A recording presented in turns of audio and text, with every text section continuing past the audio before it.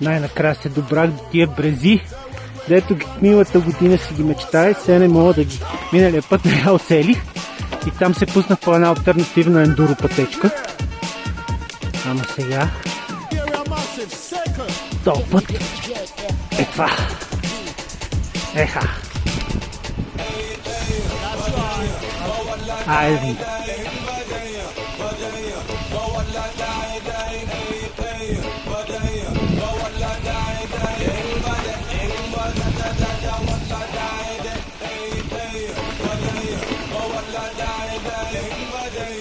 Оп-оп.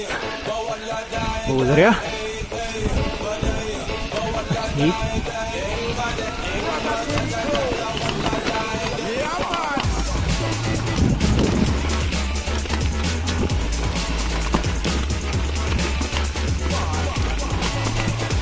лекичко, прима виста.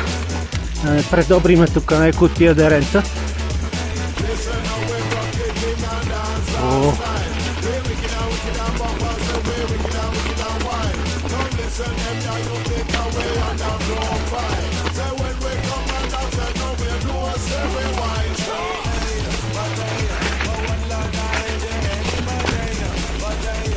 Добре, тук не беше много за начинаещи момент.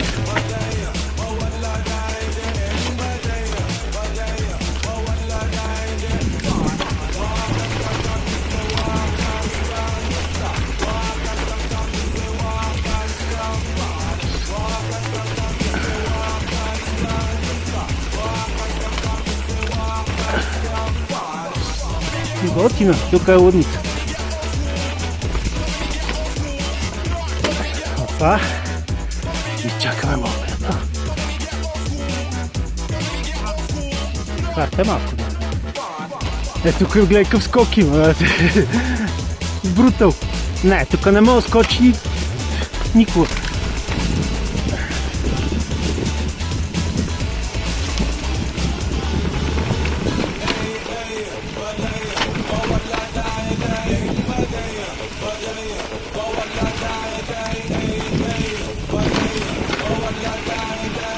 Трябваше да си слага камъка, ама нищо, щапа ми.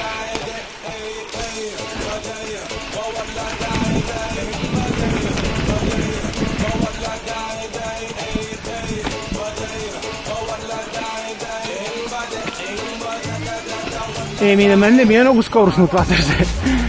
Трудно си е. За газ.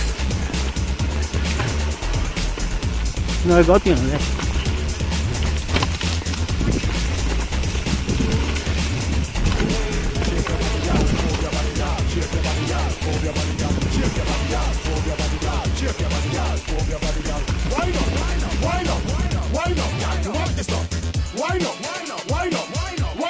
То май става все по-лесно. Те тук терен е много накъдрен и интересен. Да.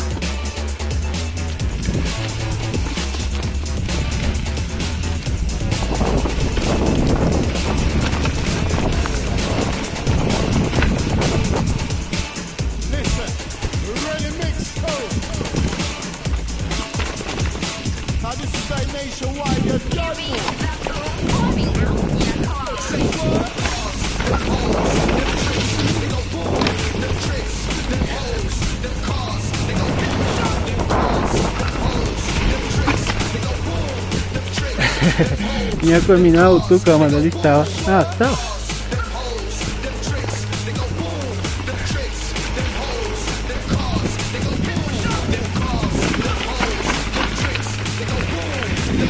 Малко ми е помпа на предната и ми играе гадно.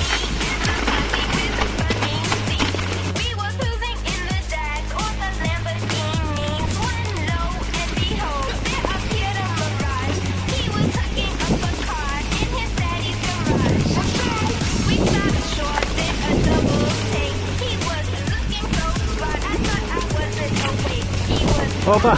Здрасти!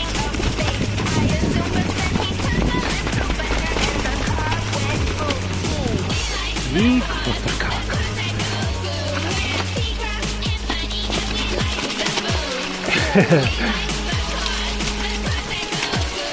Да, добре, че не си свали в камък.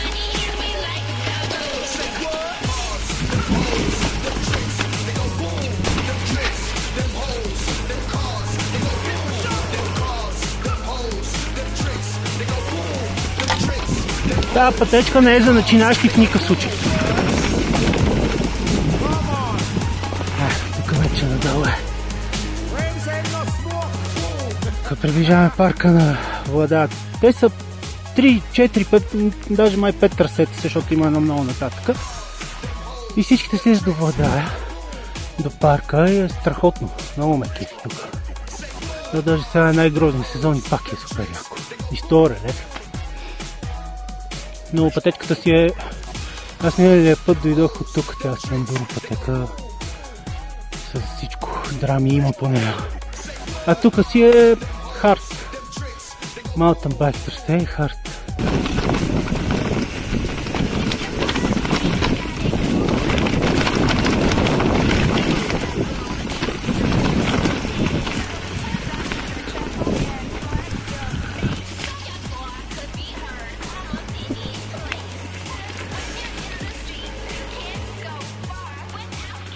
И сега към НОП. Витоша-100. Но доста е хард пистичката. Въобще не е за начинаещи, примерно. Не. Не.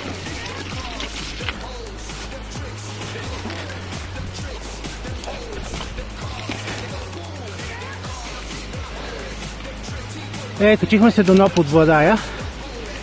Обаче не остана много батерия, да.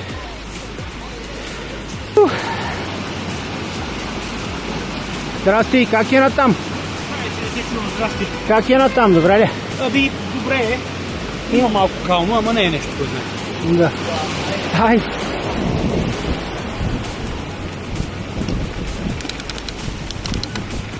Аре, че сега най-гадно.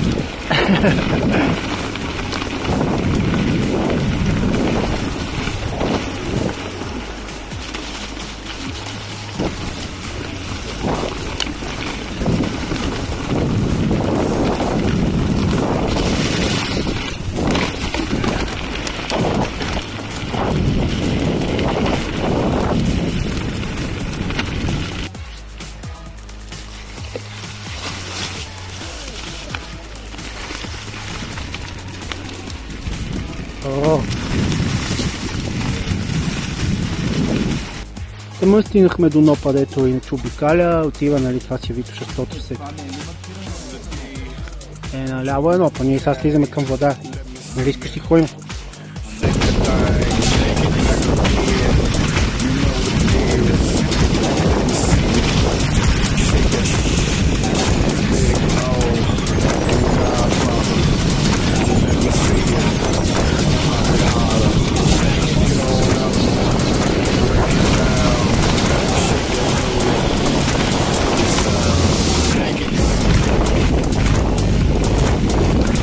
Тук е супер приятно. Въобще около Владая, жестоко.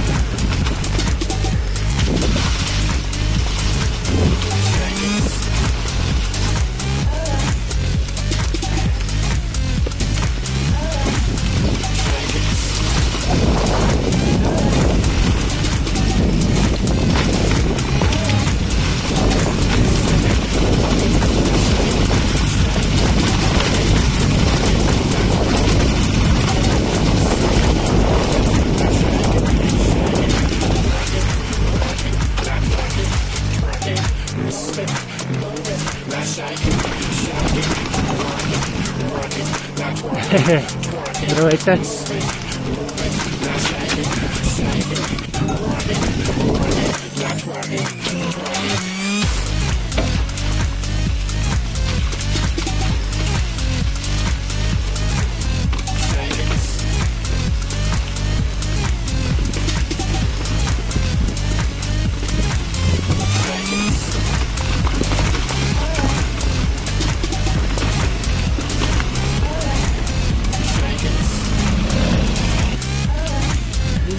Около Владая са много яки пътечки. Надясно. Да, това беше яки.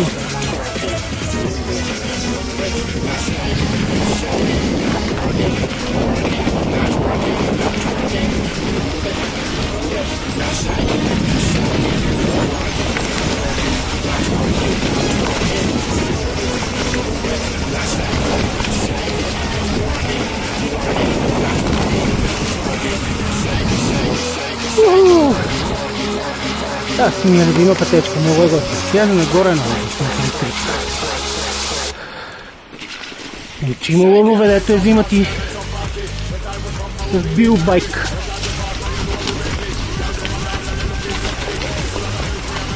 То това е много. Малко ми писна от тия дискусии и хейтене, такова колело, на такова колело. Все едно човек не може да си избере каква техника да ползва. Това си е колело, караме по едни същи маршрути, имаме едни същи характеристики. Това е само, че се катериме нагоре. Отваря още едно пространство, в което има забавление. И хейтенето е абсолютно излишно. И освен това не било истинско удоволствие, щом нямало мъчение. Тук има други неща, които изпъкват. Техниката, удоволствието от карането. Те са тук не могат със сила да ми е толкова леко и приятно с нормално колело. И пак си спортувам, трябва да си преценя силите, режимите, скоростите, имам да мисля за 1000 неща. Ще го направя перфектно през някое трудно място. Е много удовлетворящо. И въобще не трябва да се делиме, защото аз имам и 3 нормални колела и 2 електрически. Сега какво? Като изляза с едното, едно, пък с другото друго ли? Те съм си аз, те си върта и си се кепа.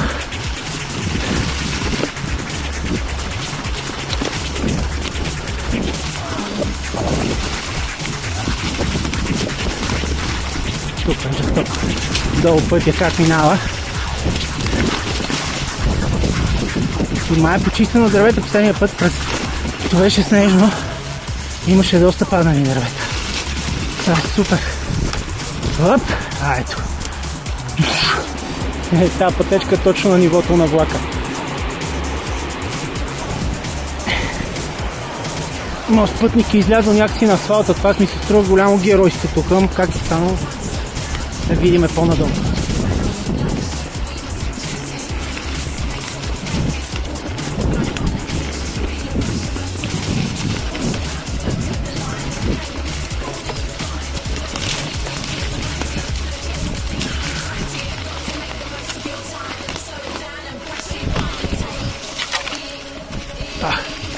Здравейте, аз нещо да не обърках пътеката ли? Какво стана?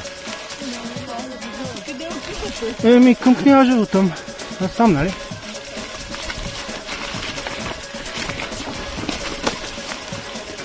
Уху! Да, изобщо не е на тука. Сега видях на стравата и трябва да ги мина всичките неща на ново. Поне от по-високо. Уж! Обратно на пътеката. Тук си е изчистено и супер. Горе дето се обърках. Аз съм минал от тук доста път. Бабичките нещо му обърках. Еми готино кръгче е това. Не ми хареса. В брезите беше по-трудно, отколкото предполагах. Но червената шапчица е по-приятна. Там е по-лежерно ми се струва. И остава да пробвам още една от тази страна. И ноповете, въобще ги мина всичките тия периферните пътеки, бабешката и горната ниско обиколна пътека. Но има една под върховете горе, под комините, която не съм ходил. Тази година искам там да отида. И да пробвам Джанго, надолу под Балкана. Има толкова много закаране, втора година ми е. Има поне 5-6 години да си изучавам нови места. Много готин спорт. Срещнах моите приятели тук, Франко и Дъбовски. И те тръгват към Люлин планина и аз тръгвам да видя докъде ще ми стигне батерията. 20%. Няма да е много нагоре. На оф си е трудно. Не, до сега бех на леко.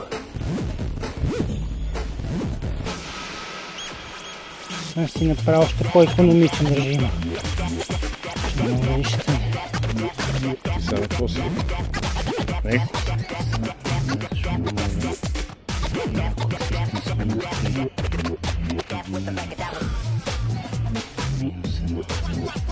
Нещо почини малко, ела на този.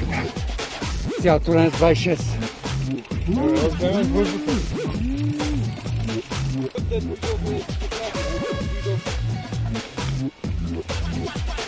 Тук е към един много кален завой.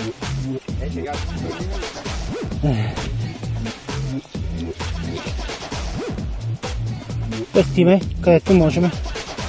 Ама не става офроуд на оф, нагоре с 30 кг колело. Просто не става.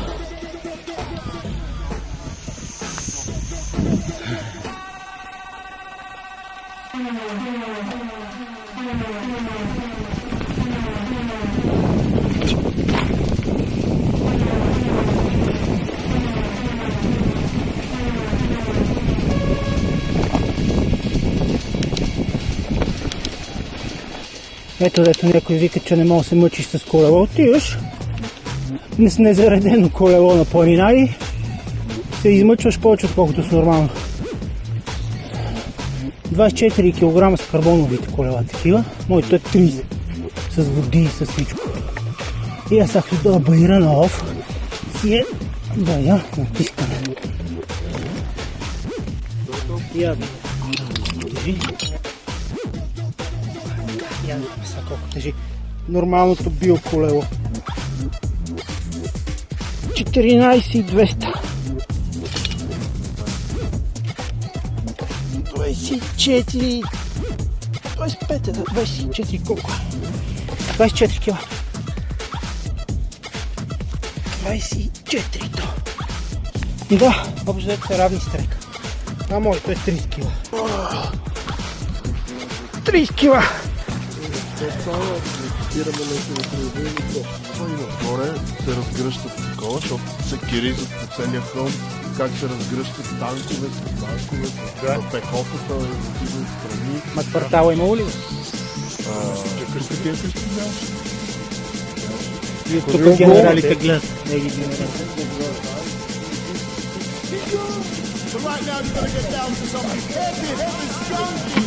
Горе пред Зенов, там имаше едни мишени, чаршафи опънати. Там не игри вчера на дай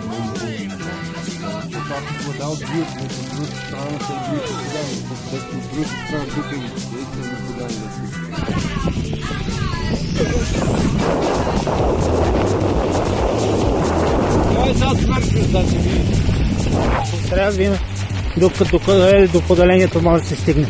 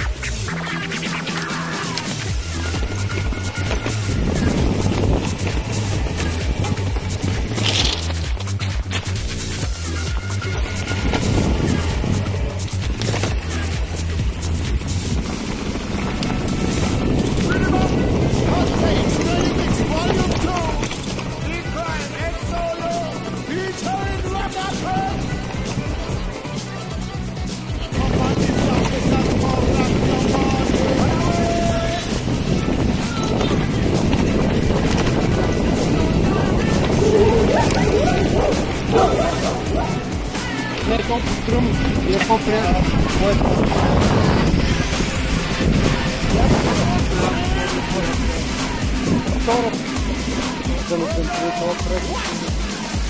Ние Витоша Люлин няколко пъти го правихме и виждам, че ще стане двете трасета на двете планини с една батерия.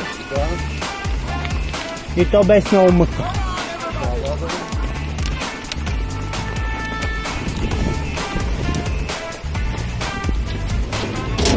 Тук сме в Виетнам.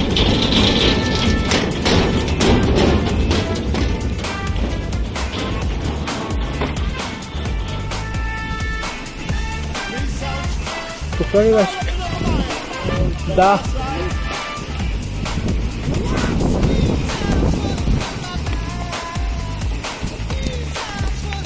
Тук от страните. Я чай лекенко.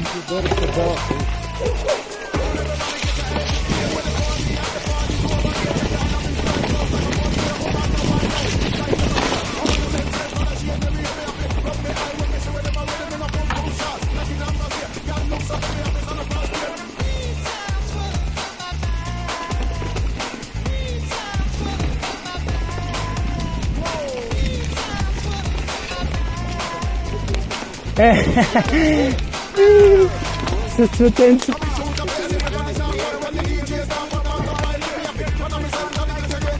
Яко е. За пръв път минава такова. Айде, Чанчо почва. Цветенце ли? Край. Другото го знаме. Другото го знаме тук на Жар компютър. Да. Аре, колко манил. Сега мина на Колева и край. Много добър велоден. С двете планини. Тук имаш екшен, ето видяй.